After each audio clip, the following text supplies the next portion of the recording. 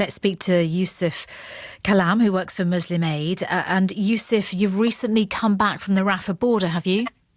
That's correct. Yes, I have. And how much of a challenge is security on the ground?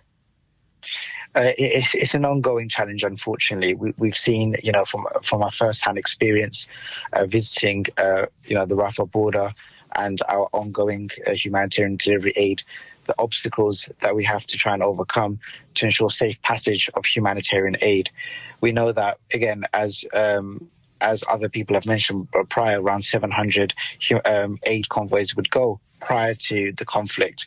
And now, as a max, there'll be 250, which is a shortfall of 450 trucks per day that needs to arrive in Gaza. The Rafah border as well, and the Rafah crossing is a pedestrian crossing. So some people assume that it's a commercial access point, which isn't the case. And because of that, that's causing further complications. And Israel has put a very difficult guidance in terms of inspections and in terms of scanning, which is causing even further delays.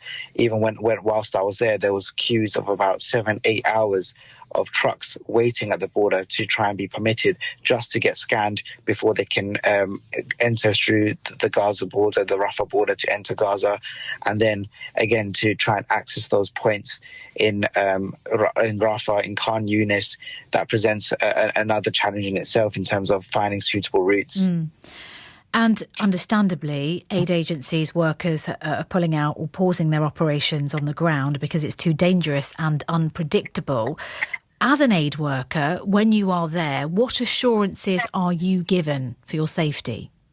We aren't, unfortunately, that there isn't any guarantees or any safety measures that can ensure that aid agencies working inside Gaza, that their safety is of paramount. Unfortunately, Muslim Aid and our partners inside Gaza have lost their lives, and this is an ongoing challenge that we face. Some of our colleagues have had to now be evacuated from Gaza, from Rafah, and enter through Gaza. Others are still working in very difficult circumstances. We're providing 2,000 meals a day, which is a minute amount in northern Gaza. And we're very worried for our colleagues in northern Gaza who are very isolated, who don't have who we don't have regular contact with because of the telecommunication issues there. In Rafah, we're able to provide further support to maybe a larger scale. But again, the concern is, and now this is the reason why many of our colleagues are evacuating Rafah, is the ongoing concern that Rafah will face a ground invasion, which will be a complete humanitarian catastrophe. Because there's nowhere for these Palestinians to go, and they're being forcibly pushed out. And under international law, aid workers should not be targeted. The UK is demanding protection for aid workers. Are you hopeful that might happen?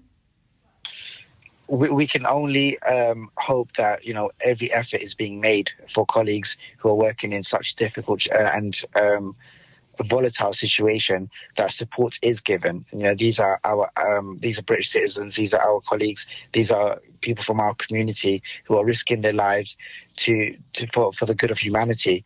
And international law states that these people need to be protected. As it currently is, we don't have that much hope, unfortunately. But nonetheless, we'll continue to campaign, continue to call for an immediate ceasefire and humanitarian pauses, so the work of aid agencies can take place and you start saving lives of the Palestinians who have been left with nothing. And famine is now widespread across Gaza. All right. Yusuf Kalam, thank you very much indeed. Yusuf works for Muslim Aid, and he's just come back from the Rafah border. 40 years on from the death